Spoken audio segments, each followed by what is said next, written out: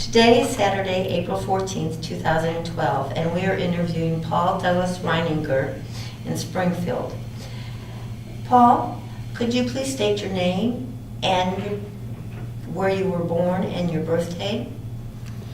My name is Paul Douglas Reininger. I go by Doug. My nickname is Doc. I was born in Mount Vernon, Illinois on 6/26/46. I'm 65 years old, and I still currently reside in Mount Vernon, Illinois. My name is Cheryl Walker, and I'll be interviewing you. Doug, could you tell us what war and branch of service you served in? I volunteered for and enlisted in the United States Navy, and later on I served with the 3rd Battalion, 9th Marines, because I was a corpsman, a hospital corpsman, which is organized in June the 17th, 1898, when it was organized, and it became a part of the Marine Corps. We served with the Marine Corps is what it amounts to. What was your rank? I come out at E5, which is a hospitalman 2nd class or sergeant. And where did you serve? I served all over the DMZ in Vietnam, South Vietnam.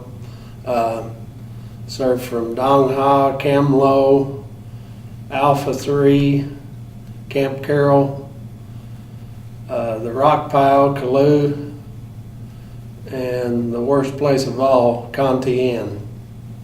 Why was that the worst place at all, Paul?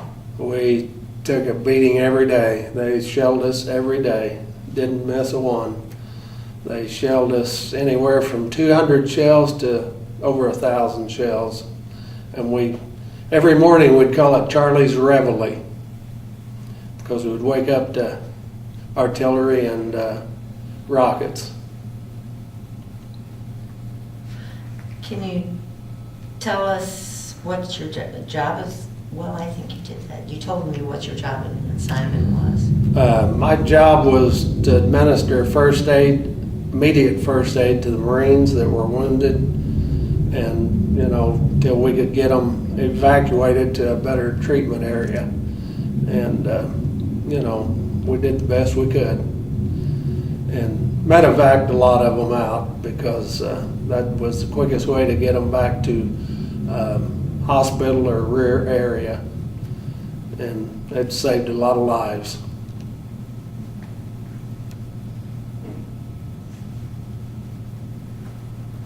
And it's wherever the Marines went, that's where we were. Patrols, ambushes, guard duties, we did all that right with them. We took our turn and didn't have any special favors. We just, whatever they did, that's what we did. And mainly I was with the grunts. We call them the infantry, but we call them grunts. And we'd go out on patrol, and nighttime we'd come back in and go out on ambush.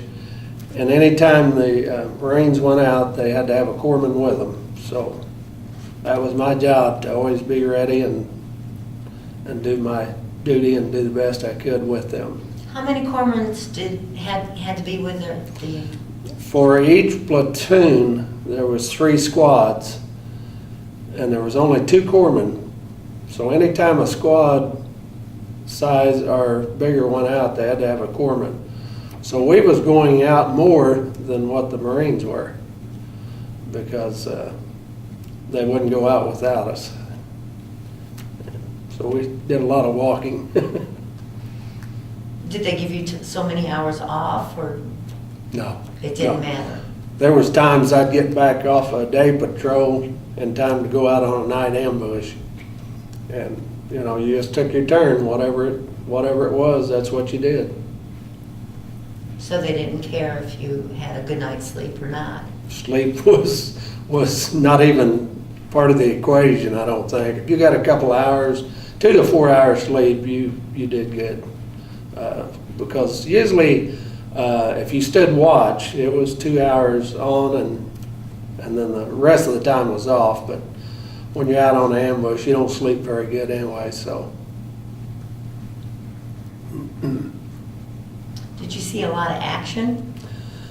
I saw a lot, yeah. I saw a lot of good men get killed, and a lot of good friends wounded and killed, and hopefully I saved a lot of lives by what I was doing. I feel like that, I did make a difference. It's just the ones that I couldn't save that still bother me. It's the ones that I could not help and they died that I can still see them. Excuse me. Did you have plenty of supplies? We would make sure that we had adequately supply of Band-Aids, bandages, slings, morphine. We carried some blood plasma with us, and we had a good supply. But if you got into a lot of fierce fighting, it didn't take long. You was running out. So And then how did you replenish your supplies? we'd go to the battalion aid station every chance we got to go to the rear. Or if somebody else went to the rear, we'd have them pick us up new supplies and would replenish our field med bag. Did you carry anything for special, that was special to you for good luck? I carried a small New Testament Bible, and I had a lot of faith in God that He was going to get me through it. And I have to say that, a lot of good Marines, the desire to go back home, and most of all, my faith in my Lord and Savior, Jesus Christ, got me through it.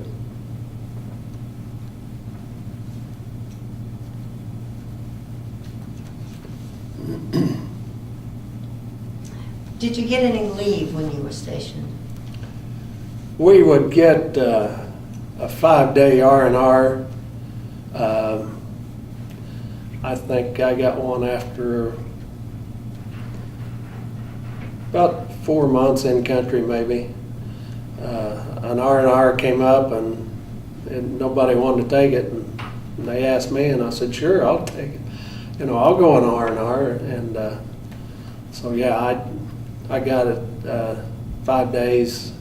I went to Bangkok, Thailand, and then later on, when my tour of duty was almost complete, we'd been back out in the field again, and my doctor, my battalion surgeon, Dr. Jerry Behrens, pulled us back out of the field and sent us on another R&R, and I went to Manila in the Philippines. So I was fortunate to get 2. What did you do on those R&Rs? Hate to say it, but drank a lot of beer. That's okay. And the girls always look nice, and you just try to have a good time and forget the war for a few days and just relax a little bit. But finally got clean. Finally got to take a good hot bath and put on some clean clothes, and you just felt comfortable, felt good.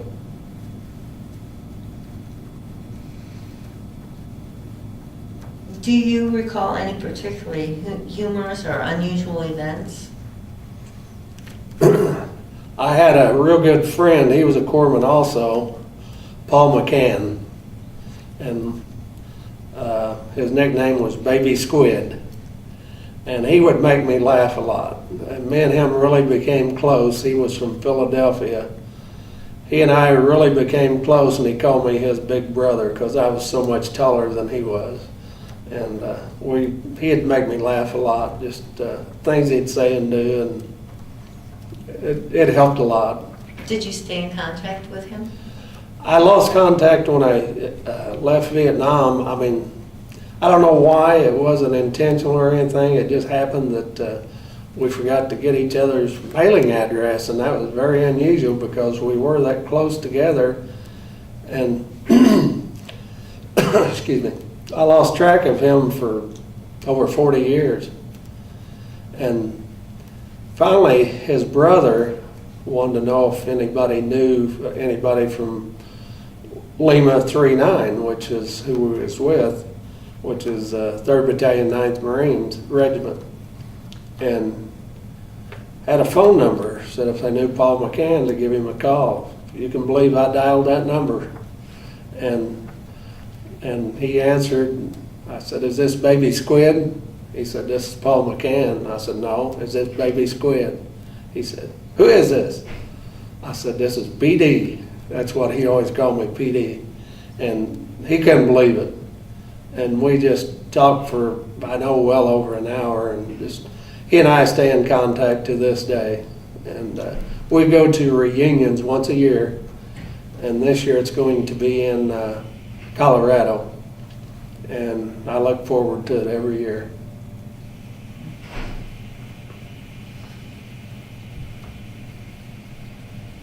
What did you think of your officers and fellow soldiers? I think we had some of the best that probably ever served in the Marine Corps and United States Navy that we could ever have. Our battalion surgeon, Dr. Jerry Barons, was a super nice guy and still is. He goes to the reunions also. And, excuse me, just. And he was very, very good to us corpsmen. Took his job very seriously. The officers, from the first lieutenants to the sergeants to the company commander, captains, they was all very, very well trained. And I think they didn't ask us to do anything that they didn't do themselves. And later on, we had Lieutenant Jim Savick, and he still goes to the reunions, and he's a super guy. Lives in South Carolina, and of course, all the corpsmen I served with, and the Marines, just you knew you could depend on them. They had your back, and you had their back, and there was really no fear of nobody taking care of each other. Everybody watched out for each other.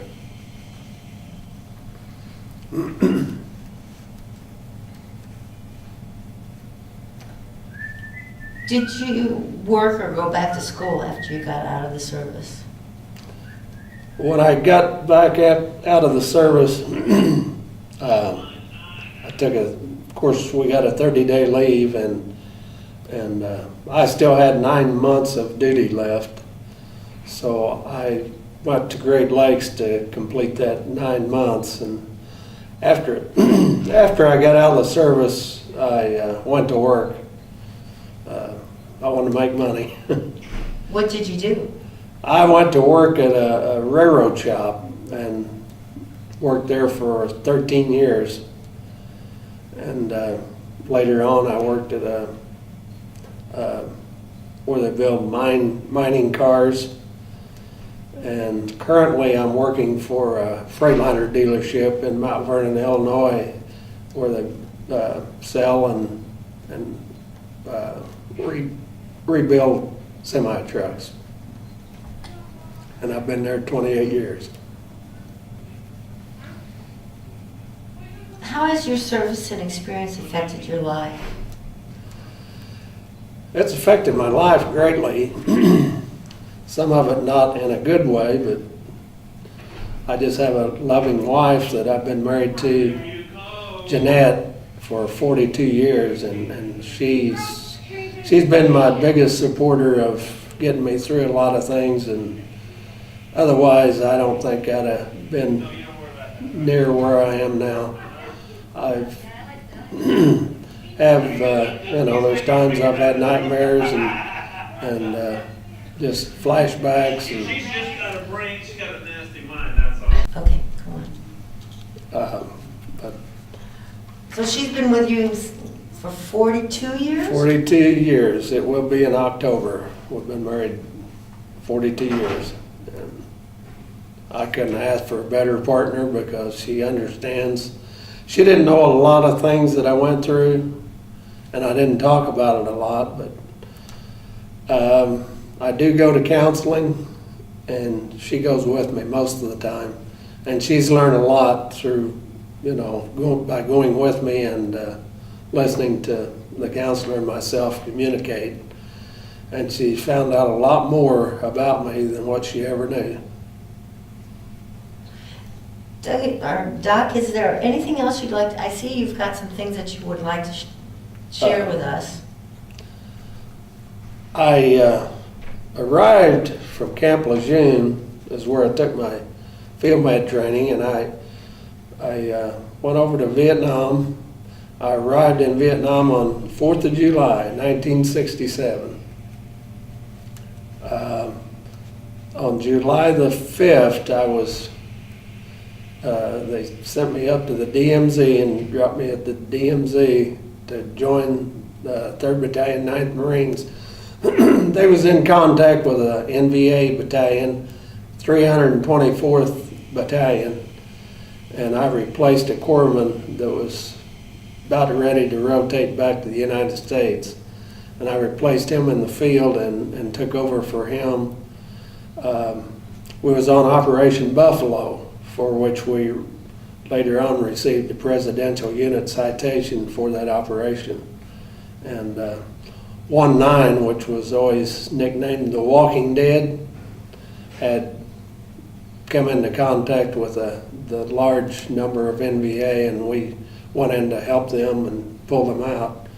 And that was my first time that I saw wounded and dead. And so I got indoctrinated pretty quickly and felt like, can I do this? But I found out I could do this. And later on, we was at Charlie 2, which was a little combat base. And I was in a bunker with 2 other Marines, and a rocket, 122 millimeter rocket, came through the roof and exploded and just blew that bunker apart. And none of us 3 even had a wound, but I had a concussion, and so my ears were ringing, I couldn't hear anything, and just had a tremendous headache, and so I just, treated it myself because I didn't want to go back to the rear. I had known and become friends with a lot of these Marines, and I didn't want to leave them. So I just stayed and took care of myself until I felt like I could go on. And then later on, we was in the perimeter of Cantillon, and we was on patrol. And once again, we made contact with some NVA, North Vietnamese Army. And that was the first time I'd lost one of my real friends. He got shot right in the chest, and he died instantly. We tried to save him, but there was nothing we could do for him. And 2 other Marines were wounded, and so we just disengaged contact with the NVA and just called artillery in on them because it was getting pretty late in the afternoon, and that's what they like to do, draw you in the jungle at night, and then they could just try to overrun you all night long. And once inside the compound at Cantillon, that's where we really got hit every day, and I lost several friends, and at one point I think our squad was down to 6 people, which normally a full squad is 12 to 14 people. So we were at least half strength, and we had a lot of guys wounded. Some of them returned to duty, some of them had to be medevaced, and that was just a bad place. I was scared pretty much the whole time I was there. And one night I had to go up on the FO tower, forward observer, they took a direct hit, and Corporal Harry Hutchison was being treated for wounds, and he said somebody needs to check on the lieutenant. And I said, well, I'll go check on him. So I climbed up the steps. It was pretty high up.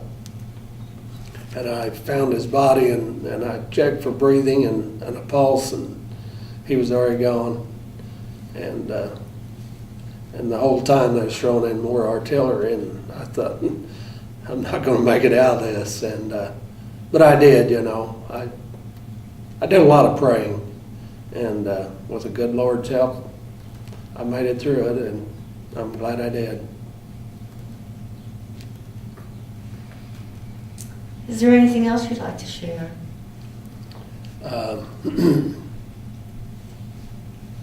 I think that you can never do too much for your veterans. A veteran has been through so much that it's hard to understand a lot of times what he has done, what he's been through, what he's experienced, what's inside him. You know, you can't always tell by the outside. And so you need to respect them, do all you can for them, and just take care of them forever. Well, Doug, I appreciate the time you spent with me, with the interview. I want to thank you for the time you gave to your country. Thank you. And the time you still give to your country. And I thank you very much. God bless America forever. Amen. Thank you.